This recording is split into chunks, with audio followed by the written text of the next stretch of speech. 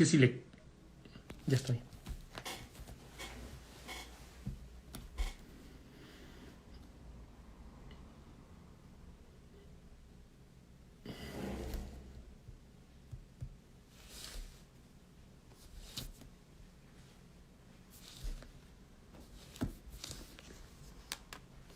Buenas tardes.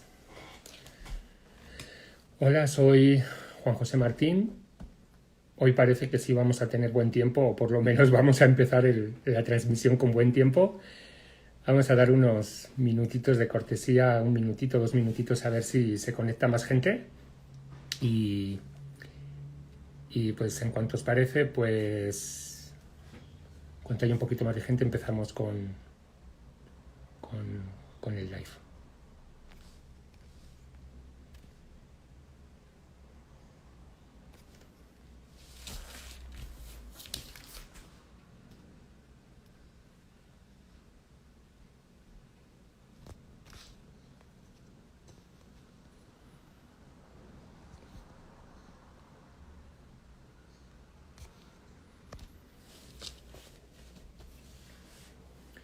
Hola, Ricky, Andrea, Mari Carmen, Alberto.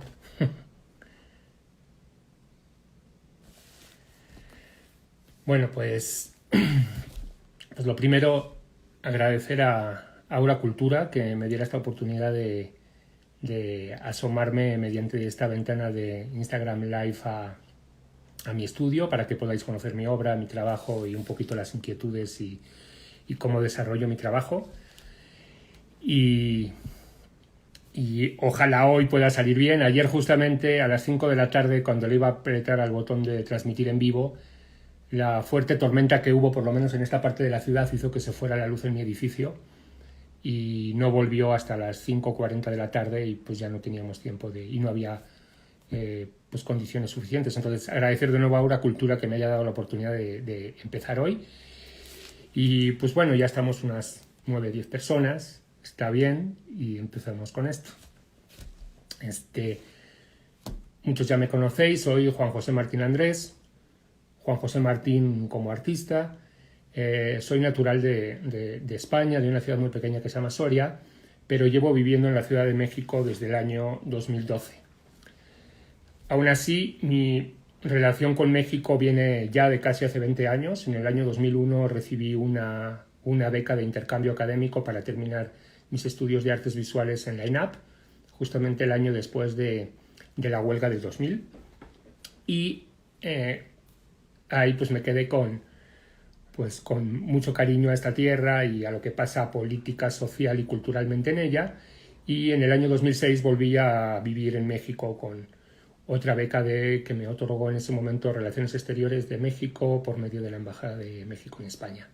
Becas para estancias de creadores artísticos en México. Y 2012, aprovechando la crisis económica en México, aprovechando amistades y un deseo muy grande de querer vivir en México por cuestiones personales, pues decido mudarme para acá e intentar mi carrera acá. Desde el año 2012 actualmente combino mi carrera artística entre México y España, desarrollando proyectos tanto en un sitio como en otro, pero teniendo mi estudio establecido en la Ciudad de México. ¿De qué va mi obra? Pues mi obra va un poco en relación al contexto social, económico en el que vivo y en el que desarrollo, en relación a los acontecimientos económicos que ocurren, económicos, políticos y sociales que ocurren en los contextos en los que yo me encuentro, ¿no?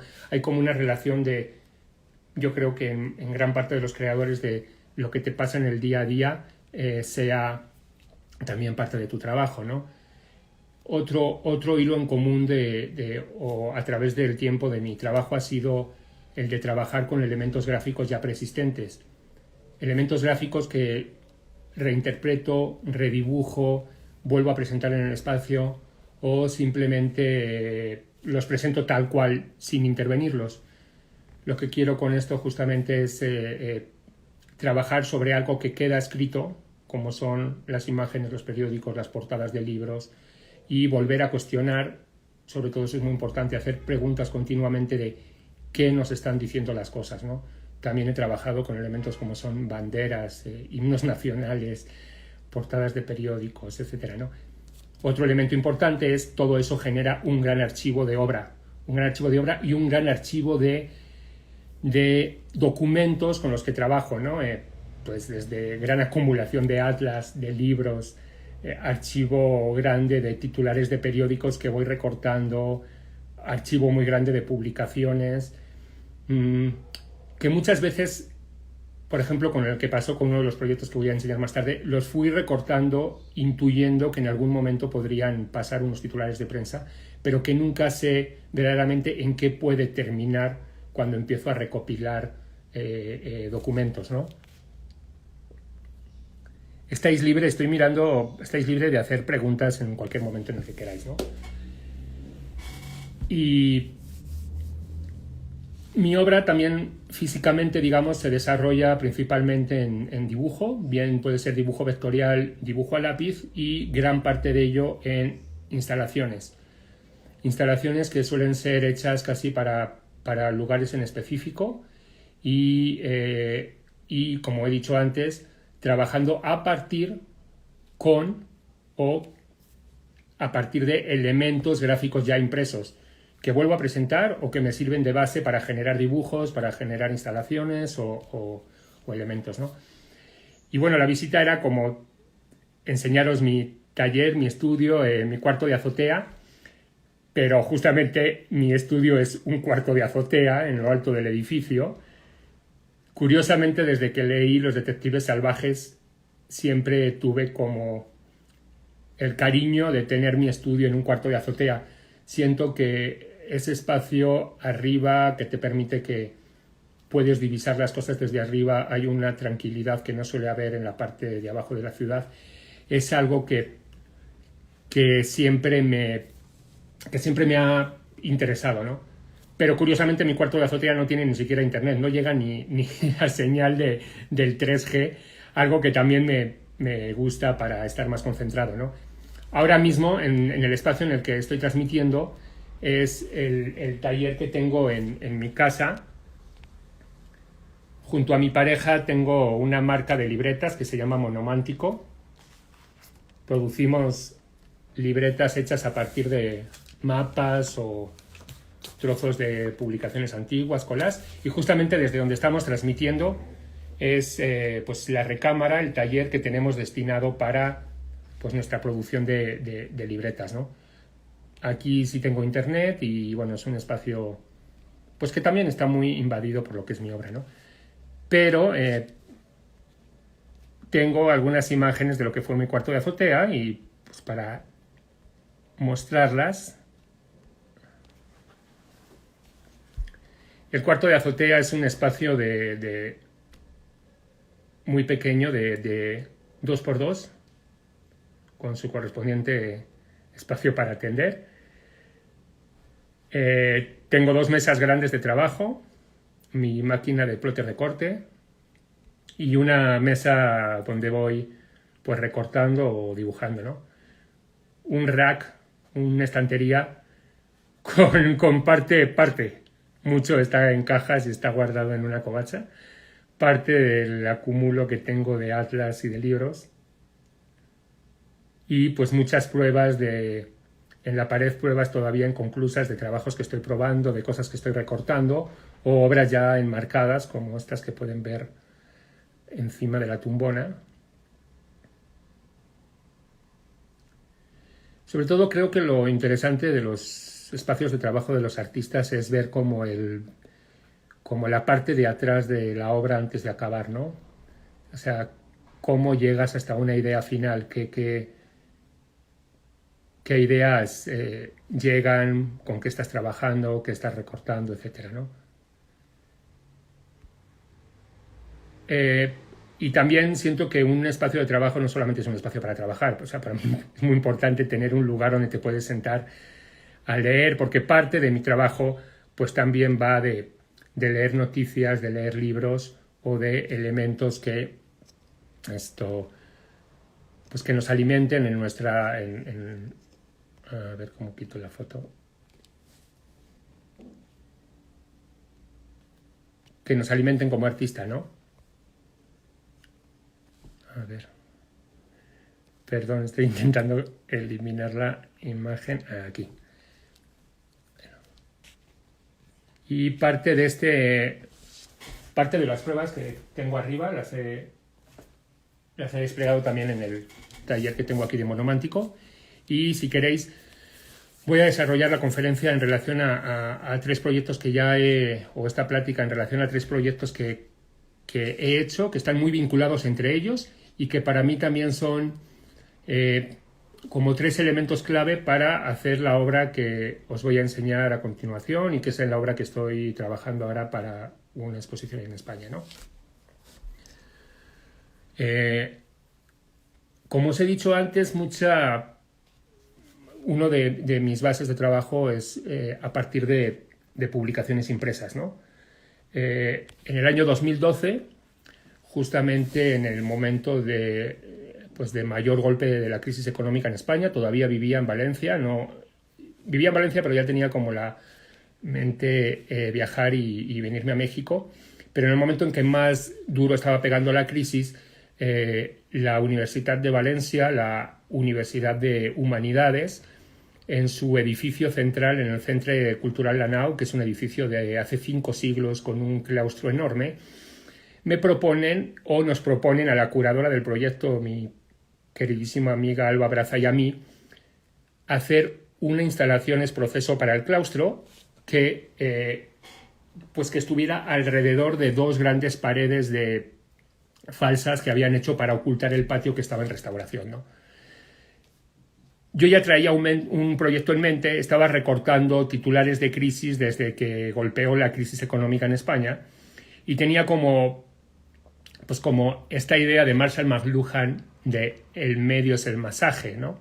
A partir de ahí, ese libro va sobre los medios de comunicación y la cuestión política. A partir de ahí transformo esta frase en el medio es el mensaje y hago una gran investigación en cuáles son los titulares de prensa de la actual crisis económica en España. Pero a esto le añadimos también otras 2 crisis económicas, la de Argentina en el año 2001, la de México en el año 94-95 y añadimos también la crisis económica de España en el 93. Y empezamos con un proceso muy grande de investigación, 3 equipos, un equipo en España, un equipo en México y otro equipo en Argentina, en búsqueda de titulares exactos de esos 3 momentos de crisis económica en 3 contextos diferentes, ¿no? Como podemos ver, si cambiamos la foto de la Bastida o cambiamos la foto de Cedillo por la de Zapatero o la de Rajoy, ese titular de prensa puede ser el mismo, ¿no? Mi idea era cubrir esas 2 grandes paredes del centro cultural. Eran 2 muros de 30 metros de largo cada uno, con una gran cantidad de titulares de prensa económica que hablaran de la crisis que estamos viviendo, pero en el muro sin hacer referencia de en qué momento y en qué país se habían publicado, ¿no? Yo creo que hicimos una recopilación de cerca de unos 500 titulares de prensa entre México, España y Argentina, que se fueron acumulando a lo largo de todo este muro, ¿no? Paralelo al proyecto de exposición, de instalación in situ, para mí era muy importante que hubiera una publicación que recogiera el proyecto, que quedara como archivo para el futuro. Otra cosa también que intento hacer con muchos de los proyectos artísticos más específicos o de instalaciones, que tengan una publicación que en un futuro recoja algo de lo que se ha podido mostrar ahí, ¿no? Esa publicación era un periódico color salmón, que en Europa son los colores de los periódicos de economía, y en ese periódico se recogían tal cual todos los titulares de prensa de los 4 momentos históricos de los 3 países, pero ya aquí, en esta publicación, ahí podéis ver, no sé si se ve, la fecha, se recogían la fecha y el año y el medio en el que fue publicado. Y así se hizo la publicación absolutamente con todos los titulares de prensa. Los titulares de prensa no se modificaron ni la tipografía, ni el texto, nada. Se reprodujo tal cual con la misma tipografía. No, justo Andrea, las tipografías son tal cual las tipografías que habían en la publicación original, o sea, la publicación del año 95 del Universal o de Proceso va con esas tipografías, la del País del año 93 va con esas tipografías. No se modificó absolutamente nada. Lo interesante de la exposición, como les digo, eran 2 muros de 30 metros cada uno, podías acceder desde el inicio de los 2 muros. Al final de cada muro te encontrabas el periódico. La gente recogía el periódico cuando había visto uno de los muros. A partir de ahí hacía el recorrido buscando el titular dentro del periódico. Mi juego justamente era confundirte. O sea, un titular de México en el año 95 para ti podía ser un titular de España en el año 2012. Un titular de Argentina en el 2001, emergencia económica, podría ser un titular tuyo del año 2009 o 2010 de la crisis que habíamos vivido.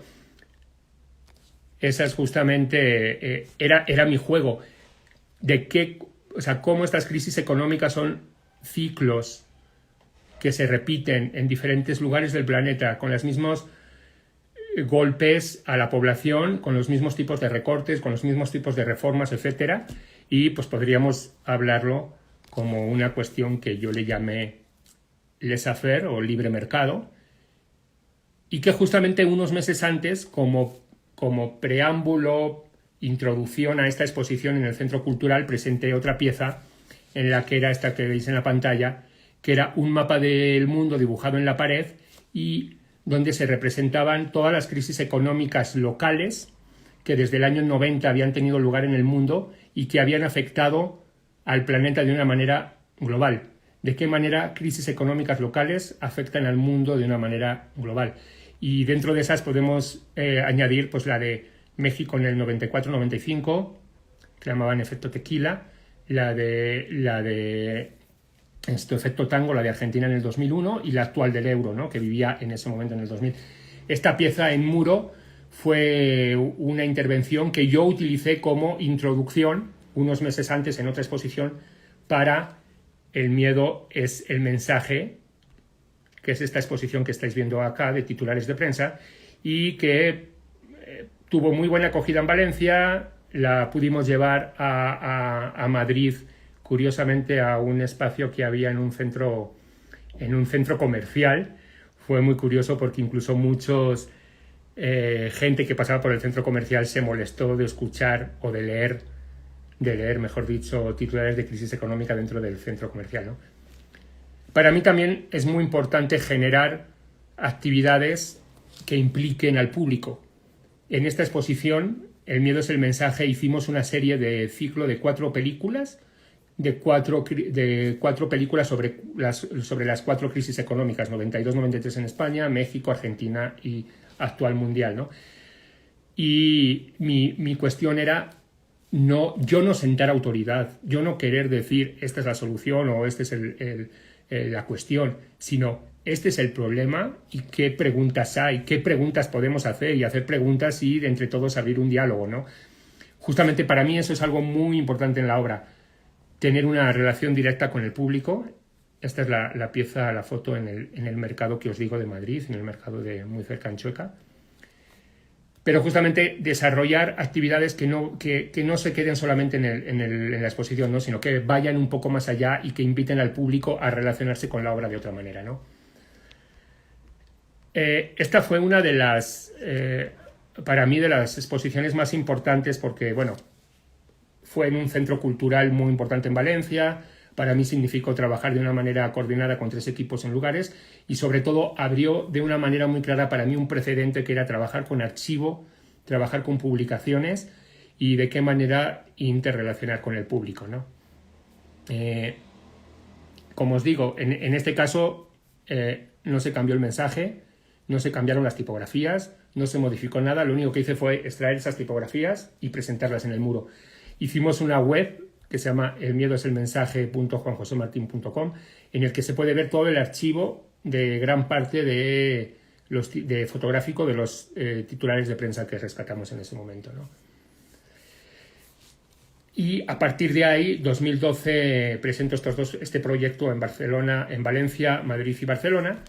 Y en el año 2012, ya residiendo en México, a partir del 2013 establezco mi residencia en México y sigo con esta dinámica que me había gustado de crear archivos a partir de publicaciones con elementos políticos, ¿no? O elementos sociales del contexto del lugar, ¿no? Entonces me presento a la convocatoria de Casa Maguad. Aquí voy a hablaros ya del segundo proyecto. Me presento a la convocatoria de Casa Maguad, una sala, espacio, residencia de artistas que había en la San Rafael, con un proyecto que llamé Mexicanos al grito de guerra. Hay también otro elemento que a mí me gusta, que el título de mis proyectos ya de por sí sean como un elemento importante que describan o que den una pista de qué va a ser el proyecto, ¿no? De qué va a ser la exposición o qué va a ser la investigación o qué va a ser la instalación que vamos a ver. El miedo es el mensaje, aludía, como ya he dicho, a Marshall McLuhan, al libro El medio es el mensaje, y ya como que te hacía ver que íbamos a hablar sobre cuestiones de medios de comunicación, ¿no? Mexicanos al grito de guerra, pues qué voy a tener que decir de qué iba la exposición. Pues era una exposición que iba a ir pues sobre la patria, ¿no? Sobre la patria, los símbolos patrios y el himno nacional, ¿no? Bueno, si estáis, como hizo Andrea antes, o sea, si queréis en cualquier momento lanzar una pregunta, encantado de responder por aquí, ¿no? ¿Cómo surge Mexicanos al grito de guerra? Mexicanos al grito de guerra surge a partir de muchas de mis lecturas en relación al contexto que había vivido México desde el año 2006 al año 2012, ¿no? Yo en el 2006, cuando tuve esta beca de residencia, justamente viví en México el momento de las elecciones del 2006, del supuesto fraude de Calderón. Y justamente también en esos años generé... Creo que tengo algunas imágenes. Estas son algunas imágenes de los proyectos que desarrollé en el año 2006 en México. Otro elemento que me gusta mucho, soy un caminante, soy flaner, soy de las personas que andan en la ciudad sin ningún rumbo, así como dispuestos a lo que se puedan encontrar. Y esta beca que desarrollé en el año 2006 gracias a Relaciones Exteriores era generar un archivo gráfico de la ciudad y hablar de su relación socioeconómica, de la gráfica de la ciudad, de los muros, de los carteles, en relación a los elementos que nos pudiéramos encontrar en las diferentes colonias de la ciudad, como la gráfica habla también de elementos socioculturales, ¿no?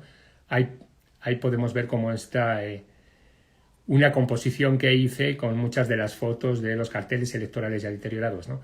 Bueno, como volviendo al tema de Mexicanos al grito de guerra, regreso en el año 2012 en México y en el año 2015 me presento a este proyecto, a esta convocatoria de Casa Maguad con Mexicanos al grito de guerra, y mi idea era hablar sobre qué había pasado del año 2006 al año 2012 en la llamada guerra contra el narco, que yo pues siempre escuché desde España pero no viví en México, ¿no? Entonces, obvio, las noticias que nos llegaban eran mucho más alarmantes de lo ya alarmante que fue o que está siendo la guerra contra el narco, ¿no? Entonces, casualmente, en casa de mi pareja, en la casa de la familia de mi pareja, una de nuestras tías, me encuentro que tenía un archivo enorme de revistas Proceso, como desde el año 2003, 2004, hasta ese momento que era como el 2014, ¿no? Y pues, las cargamos en la cajuela del coche y me las llevé a mi estudio. Durante 2 años esas 2 cajas estuvieron paradas, estorbando en mitad de la casa sin saber qué hacer con, pues no sé, eran como cerca de 400 revistas Proceso. Pero justamente me puse a hacer como el análisis de todas las portadas de Proceso que hablaban de la guerra contra el narco desde la entrada de Calderón, ¿no? Justamente estas dos fotos. Y a partir de ahí desarrollé el proyecto de Mexicanos al Grito de Guerra, que fue una instalación que ocupaba una de las salas. Curiosamente la sala la pintamos toda de negro, muy bajita, con los techos muy bajitos, y lo que hicimos fue, de todo ese archivo de Proceso, seleccioné solamente las portadas que de alguna manera política, social o económicamente hablaban de la guerra contra el narco. Todas las demás portadas que no hablaran de la guerra contra el narco no las seleccionábamos. Ahí ven 4 grandes piezas, 6 grandes piezas, cada uno es alusivo a un año del sexenio de Calderón. Y lo que hice fue disponer las portadas cronológicamente. Los espacios que están en gris son los espacios que en ese mes no se habló de la guerra contra el narco, o esa semana mejor dicho, y encima pueden ver en papel vegetal el himno de la República. Como les dije antes, para mí como es un elemento bastante importante que el público pueda relacionarse con la obra o pueda trabajar con la obra, pueda preguntar o pueda ver la obra, ¿no? El himno estaba escrito sobre el papel vegetal. El papel vegetal o el papel semitransparente cubría las portadas, de tal manera que cuantas más portadas hubiera que hicieran alusión a la guerra contra el narco, menos podrías leer el himno nacional y menos podrías ver las portadas. Tendrías que levantar el himno, parte del himno, para poder ver lo que había atrás. Para mí esto habría como una especie de metáfora de tenemos que eliminar el nacionalismo, o qué hay detrás de esta cuestión de nacionalismo, y qué más nacionalista que un himno, qué es lo que está pasando debajo, ¿no? Y había una relación muy grande para mí de España no tiene un himno, no tiene un himno escrito, sí tiene himno musical, no tiene letra el himno. Entonces para mí era muy curioso saber cómo en México se les hace cantar a los niños en las escuelas el himno, y sobre todo la letra del himno, que a mí me parece que es una letra muy sangrienta y que escrita hacía 100 años, o más de 100 años, casi que ejemplificaba lo que estaba pasando en México, ¿no? Entonces mi intención era justamente esa relación, adelante el himno, atrás las portadas de Proceso sobre el narco, y una cosa no te pudiera dejar ver la otra, ¿no? De esta manera también hablamos de esa cuestión de cómo manipula el gobierno el mensaje, cómo manipulan los medios de comunicación el mensaje cuando se quiere hablar más o menos de una cosa, ¿no? Y como les digo, para mí era importantísimo que la gente en la sala pudiera levantar la hoja de papel vegetal para ver cuál era esa portada. Y un elemento que me pareció también muy curioso es que la gente empezó a recordar cosas que yo creo que tenían olvidadas, ¿no? No sé, muerte de Mourinho, o la de veces que se atrapó al Chapo Guzmán, o sea, muchos titulares que hablaban de momentos concretos de la guerra contra el narco, ¿no? Curiosamente, la pieza se dispuso de tal manera, era una sala muy pequeñita, como de 8 metros de largo por 6 de ancho, que si tú te ponías en mitad de la sala podías leer, con hacer simplemente un movimiento de 180 grados, podías leer íntegramente el himno y podías ver toda la exposición, ¿no? Sergio González Rodríguez, para mí ha sido uno de los mejores periodistas y escritores que hubo en México, y le invité a ver mi exposición y, bueno, fue una gozada poder verla con él, ¿no? Estas dos portadas, las dos claves de cuando jura protesta Calderón y la siguiente, en la que Calderón aparece rodeado del ejército, las puse sin papel vegetal porque para mí ya eran como premonitorias de todo lo que iba a pasar, ¿no? También para este proyecto hice una publicación que hicimos con mis compañeros de Gato Negro, y pues desde aquí un saludo a Andrea, a León Muñoz, a Juan Pablo y a Arturo, porque bueno, pues fue un proyecto pues bastante divertido con ellos, ¿no? Y la pieza son 6 pósters en los que en cada uno hay una estrofa de el himno y detrás están recogidos las más de 250 portadas que tiene este archivo en relación a la guerra contra el narco en el sexenio de Felipe Calderón, ¿no? Una publicación, para mí era importante hacerla en un material que no fuera de lujo, que fuera un material pues que tuviera, igual que muchas de las portadas de Proceso, que tuviera una cuestión perecedera y que no fuera para nada importante la cuestión. Lo importante era publicarlo, no la cuestión de la calidad o del proyecto, ¿no? Y era un pequeñito sobre con cada una de las 6 grandes piezas, de los 6 polípticos que componía esta instalación. El día que la presentamos, pues ahí está la imagen, fue un día que pues bueno, se llenó la sala y verdaderamente se generó un diálogo con varios artistas, la persona que invité a redactar el texto, Cristian, y bueno, fue una experiencia muy grata yo, alguien extranjero, poder dialogar de lo que había pasado en el país con gente de allá, ¿no?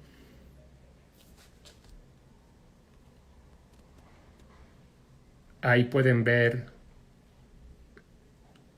las imágenes donde se ve el himno impreso sobre papel vegetal y la interacción que para mí es muy importante del público con la obra, ¿no?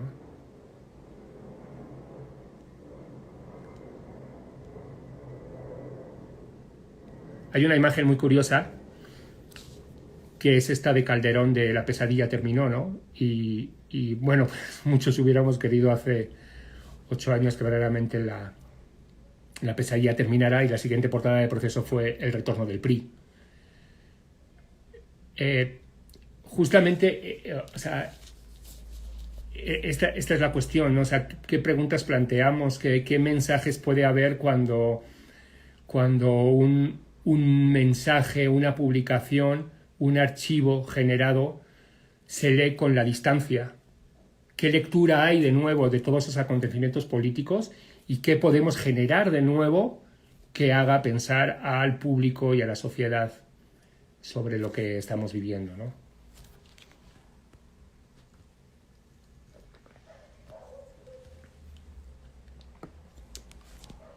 Si queréis hacer alguna pregunta.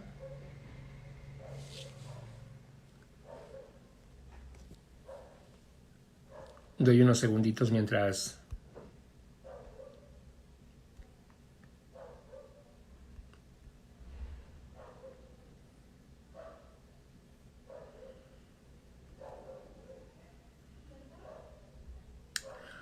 Una de las anécdotas fue, imagínense lo que cuesta poner cada una de las 250 piezas portadas de Proceso clavadas en la pared, una por una, absolutamente midiendo todos para componer este políptico, ¿no? Justo cuando estamos a mitad de instalación me di cuenta que no funcionaba, la volvimos a desmontar y nos quedamos como hasta las 5 de la madrugada para volverla a montar en la manera en que estáis viendo ahora. Mari Carmen, me preguntan qué estabas trabajando ahora mismo. Pues ahora mismo estoy trabajando con una cuestión de mapas, pero o sea, en mi obra también hay como siempre 3 o 4 proyectos en los que voy trabajando y también hay como varios archivos que voy generando al momento, ¿no? Desde búsquedas en internet que voy guardando en carpetas hasta con los periódicos que me encuentro en el día a día voy recortando. Ahora mismo estoy trabajando en una cuestión sobre mapas recortados, que vamos a ver unas piezas en un ratito, y el tema sobre la migración, las fronteras y de qué manera se construyen los países políticamente a partir de archivos de mapas antiguos, ¿no? A ver. Comenta Solenaro que las portadas reunidas dejan ver mucho, es como instantánea distendida. Exactamente, o sea, curiosamente, Sol, tú lo sabes bien porque también hice una visita contigo, mucha de la gente cuando venía a ver la sala volvía a relacionar, volvía a acordarse de momentos. Creo que la guerra contra el narco generó como de repente una cuestión normal ya el nivel de violencia que hay en México, ¿no? Y verdaderamente me parece que es muy fuerte. O sea, y para una persona que viene desde fuera, como puede ser yo que vengo desde España y ya conocía el contexto de México, creo que hay imágenes como por ejemplo ver patrullas del ejército en las carreteras que no es normal ver en otros países, ¿no? Quique, ¿qué es lo que encuentras en los mapas que tanto inspiran tu obra? Esta pregunta también me la hizo Fer el otro día a través del chat de Ahora Cultura. O sea, a mí me gusta, los mapas siempre es algo, o sea, cualquier persona que sale a pasear conmigo sabe que veo un mapa y me detengo y me paro a ver ese mapa. Tengo cierta fijación por ver los mapas, no sé, una fijación gráfica. Colecciono atlas, colecciono mapas de metro. Es que, o sea, creo que justamente todo lo que aparece impreso es subjetivo de la persona que lo ve y lo produce. ¿Y qué más subjetivo que un mapa? Un mapa no puede reproducir la realidad fiel uno a uno porque sería imposible poder reproducir la realidad al 100%, ¿no? Pero justamente lo que me interesa de los mapas es qué datos están subrayando en un mapa. O sea, cuáles son las fronteras, qué ciudades están señalando, o justamente recopilar mapas de principios de siglo y ver qué países existían o no existían y qué puedo generar a partir de ellos, ¿no? A ver más. María HG, la publicación estaba en simultáneo con la muestra. La publicación la producimos durante la muestra y se presentó justo el día de cierre de la muestra de Mexicanos al Grito de Guerra, ¿no? Mauricio Vadillo, ¿tú elegiste ese cuarto para el montaje o te lo asignaron? Me lo asignaron. Casa Maguaz en ese momento ya desapareció como espacio independiente, tenía dos convocatorias de proyectos. La casa de arriba, los espacios de arriba eran para artistas extranjeros que venían a residir a México, porque Casa Maguaz también era residencia, y en la parte de abajo era espacio para la convocatoria de artistas residentes en el DF, ¿no? Tengo que agradecer desde aquí a Casa Maguad y a Nar Maguad. Creo que fue un proyecto muy importante, un proyecto que además generaba condiciones económicas, o sea, tenía dinero para que los artistas pudiéramos producir. Fue un espacio que trajo artistas de otras partes del mundo a México a generar proyectos y me parece que fue uno de los espacios independientes que mejor han funcionado en México y que para mí ese es otro de los elementos en cuestión. Para mí también el tema de los espacios independientes, la gestión del espacio independiente, los derechos del artista, la remuneración del artista es algo muy importante y justamente Maguad cumplía todos esos elementos, ¿no? Y os hablo ya del tercer proyecto, no sé si me queda, no sé exactamente qué tiempo es, minutos. El último proyecto lo voy a hacer rapidito para que podamos ver las obras de atrás. Me dice Solenaro que si las portadas también son un mapa. Mira que yo creo que sí, Sol. O sea, justamente durante el tiempo que no sabía qué hacer con todas las revistas de proceso, las fui seleccionando en relación a qué ciudades y qué regiones de México aparecían más, ¿no? Y creo que con ese gran archivo podríamos generar ese mapa de, no sé, como dice Cristina Rivera Garza, del dolor que hubo en México y que hay en México durante todo ese tiempo, ¿no? O sea, para mí sí es un mapa y tanto que es un mapa que habla de un espacio acotado como es México, ¿no? Y os hablo del tercer proyecto. El tercer proyecto se llama Nuestro Norte es el Sur, la línea. Y Nuestro Norte es el Sur, la línea tiene el precedente en otra pieza para la que me invitaron en una feria de arte en Madrid, en Suma Art Fair en Madrid, y eran artistas que hablaran de las condiciones norte-sur en Europa, generados por la crisis, ¿no? La curadora, no me acuerdo ahora, María, era una curadora griega, seleccionó mi proyecto y justamente la pieza que presenté fue esta, un mapa de Europa invertido. Esta pieza, sin duda alguna, hace referencia a ver que lo pongo ahí, a la pieza de Joaquín Torres García, su Escuela del Sur y su lema que era Nuestro norte es el sur, ¿no? Me parece una frase totalmente poética que tiene un contenido y un poder muy fuerte, ¿no? Yo planteé esta pieza, un mapa de Europa invertido, y justamente mi pregunta, otra vez la pregunta que lanzo al público es ¿qué pasa en Europa? ¿Cuál sería la situación económica de los países escandinavos si son ellos los que se tienen que enfrentar al problema de la migración? ¿Cuál sería la situación y el contexto de España, Portugal, Francia, Grecia, si no tuvieran que enfrentarse al tema de la migración? Y curiosamente, haciendo este mapa, me encontraba que las grandes capitales europeas, Holanda, Ámsterdam, Berlín o las capitales de Alemania e Inglaterra, económicas sobre todo, y la capital de la Unión Europea, no tenían ningún cambio, seguían casi en el mismo sitio, ¿no? A partir de ahí, produje esta instalación. Se convierten también en archivo. Híjole, el proceso de conservación y resguardo, Andrea, las más de 300 piezas y papeles de mexicanos al grito de guerra son una bolsa de tela metidos en una caja. O sea, para mí también es algo importante que la pieza no tiene por qué ser permanente. O sea, yo trabajo con material impreso y material muchas veces que es material viejo y que viene degradado y que le afecta la humedad, y me parece que eso es parte de la obra. Y creo que también es parte de la persona que compra o se quede con la instalación darle mantenimiento para una mayor difusión, ¿no? Pero para mí creo que es importante, las obras no tienen por qué ser totalmente permanentes. O sea, creo que, sobre todo cuando se trabaja con papel, el factor del paso del tiempo dentro del proceso también, o del propio papel, me parece que es importante, ¿no? Bueno, les hablo rápidamente. Nuestro norte es el sur, la línea.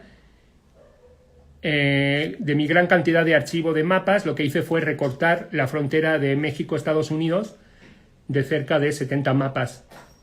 Y en una instalación que hice para un mes un artista, en artículo 123, dispuse todas las fronteras seguidas, pegadas una detrás de otra. Al final de Matamoros te encontrabas de nuevo Tijuana, Matamoros, Tijuana, y curiosamente lo que hacía la instalación era dibujar una línea en el espacio, desde la esquina de arriba hasta la última, de la tercera pared, una línea de altos y bajos hasta el suelo, ¿no? Una línea que puede parecer una línea de un electrocardiograma y una línea que puede parecer una línea de bolsa. Y justamente esto era lo que yo quería, de lo que quería hablar, de la relación entre México y Estados Unidos, económica, social, y cómo un país estamos como estamos y cómo otro país está como está. De las relaciones, como habla Sergio González Rodríguez en Campo de Guerra, las relaciones económicas entre México y Estados Unidos que están ocasionando en este país, ¿no? Se presentaban también varias piezas de estos mapas recortados, ¿no? Y ahí viene ya el enlace para hablaros del último proyecto, ¿no?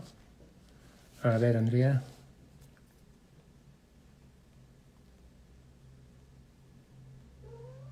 A ver. Si tienen alguna pregunta más.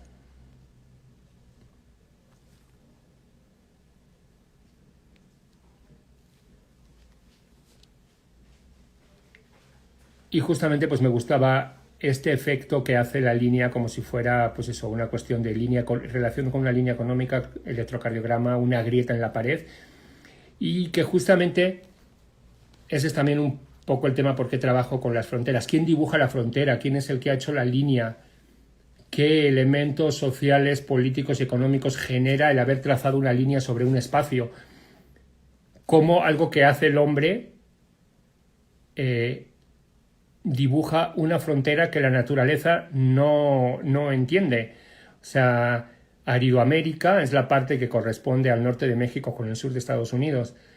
no entiende de cuestiones económicas ni políticas, ¿no? Y justamente ya habéis podido ver ese justo en nuestro norte es el sur, la línea. Ahí ya estaba empezando a generar un archivo de mapas propios a partir de Atlas. Quiero enseñarles. Es muy importante también para mí la cuestión del azar en mi trabajo. Esta es una de las piezas que se mostraron en nuestro norte es el sur, la línea. Como ven, es el mapa de México con Estados Unidos y está la línea recortada. Cuando compré este Atlas y lo recorté y lo desgrapé, desencuaderné, curiosamente coincidía la parte este de Estados Unidos con la oeste de México y la de abajo, la parte oeste de México con la este de Estados Unidos. O sea, como de repente aquí encontramos un mapa que no es real, pero porque nosotros tenemos otra visión del mapa, pero este mapa es real porque está impreso sobre un papel. Igual que un mapa real está impreso sobre un papel. Pero verdaderamente hay una relación, para mí en esta imagen, económico que habla mucho, ¿no? Esta fue una de las piezas que El azar en esta pieza tiene un valor importantísimo, ¿no? Y ya aquí aprovecho para enseñarles algunos de los trabajos. Este es un mapa, bueno, son dos mapas de Europa del año 1951, justo después de la Segunda Guerra Mundial, cuando Europa estaba intervenida o Alemania del Este estaba intervenida, y justamente lo que he hecho aquí ha sido volver a cortar todas las fronteras e mezclar las fronteras del mapa de Europa del Este con la del Oeste, ¿no? Generar como este nuevo mapa en el que no somos capaces de distinguir y en el que se mezclan unos mapas con otros. Esta pieza que están viendo ahí es la acumulación de varios mapas, de las fronteras de varios mapas acumulados entre ellos. O sea, que es un mapa, que es una línea sobre un plano, que es un dibujo, es una línea sobre un plano, ¿no? Todo empezó con estos primeros mapas en los que simplemente vaciaba un mapa, vaciaba como el interior del país y dejaba las fronteras. En ese momento en que Europa estaba sufriendo y sigue sufriendo entrada de migración. Entonces era esa cuestión de estas líneas sobre el mapa, qué cuestiones económicas, políticas funcionan, ¿no?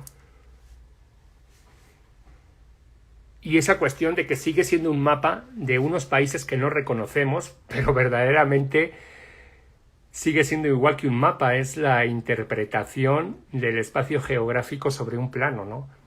Estos dos pequeñitos que están viendo son dos mapas del mismo, creo que el de arriba es Venezuela o Colombia, dos mapas recortados, los dos intervenidos, en el que se cruzan las fronteras unas por encima y por abajo. Este proyecto se llama Borderline, que curiosamente en inglés borderline es también el nombre de una enfermedad mental, ¿no?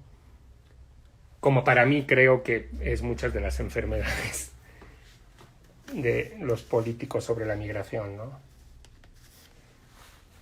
También estoy trabajando en otra serie de mapas que son mapas de carreteras recortados, exactamente de este mapa de carreteras de Europa de los años 50, recortados, con un referente muy grande hacia la deriva, ¿no? Hacia la deriva de los surrealistas franceses a principios de siglo, ¿no? Del caminar, si pueden ver, Estocolmo se une con Londres, ¿no? O sea, es generar mapas que son imposibles, ¿no? También estoy trabajando en una gran acumulación de mapas de ciudades europeas, que finalmente lo que hago es volver a construir el mapa de una ciudad a partir de unir mapas de 3 o 4 ciudades diferentes. Aquí me parece que tenemos, no sé, La Coruña con San Sebastián, con Oporto y con Lisboa, ¿no?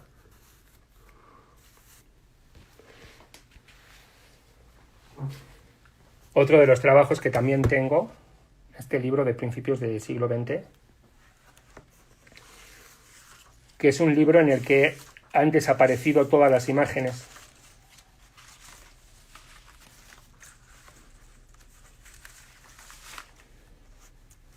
Todas las imágenes se encuentran en este sobre.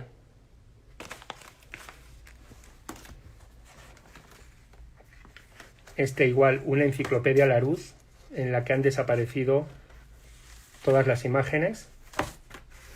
Las imágenes están en están en una urna de acrílico, ¿no? Esa intención de un poco de hablar sobre la imagen, la creación de imágenes ahora, el conocimiento ahora, dónde se encuentra el conocimiento ahora, se encuentra en internet y curiosamente puedes ver en 10 segundos el mismo número de imágenes que hay ahí metidos en esas cajas, ¿no? Me hice en una librería de viejos, soy gran amigo de todos los libreros de Donceles. Me hice con este fantástico atlas polaco de los años 60 y no solamente con uno, me hice con 2 copias de este atlas.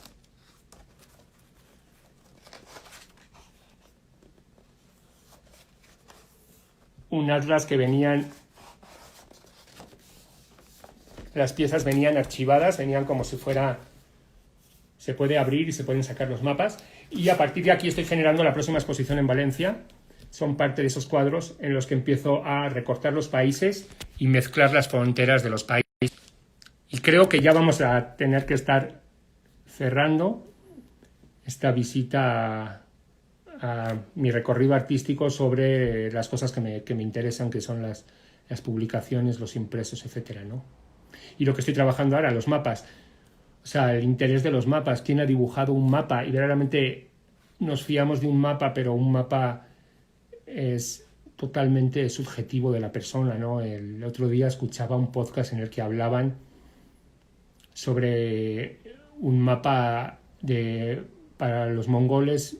Mongolia es el centro del mundo, entonces el mapa está dibujado con Mongolia en centro, y para los australianos, ¿no? Entonces, ¿qué más subjetivo y qué más que poner en duda a alguien que le gusta poner en duda el archivo y las imágenes? ¿Qué más que poner en duda los mapas, ¿no? Y sobre todo con ello poder hablar de algo que me interesa tanto, que es como la migración, ¿no? Y bueno, pues creo que nos quedan como 2 minutitos dispuestos a cualquier pregunta. Mi página web, juanjosemartin.com, y en Instagram pues voy generando pues un poquito de imágenes en el que explico un poquito de las instalaciones y los proyectos que he ido desarrollando en todo este tiempo, ¿no? Si os parece, 2 minutitos, y si alguien quiere hacer preguntas, si no, guardamos este vídeo antes de que se acabe el tiempo.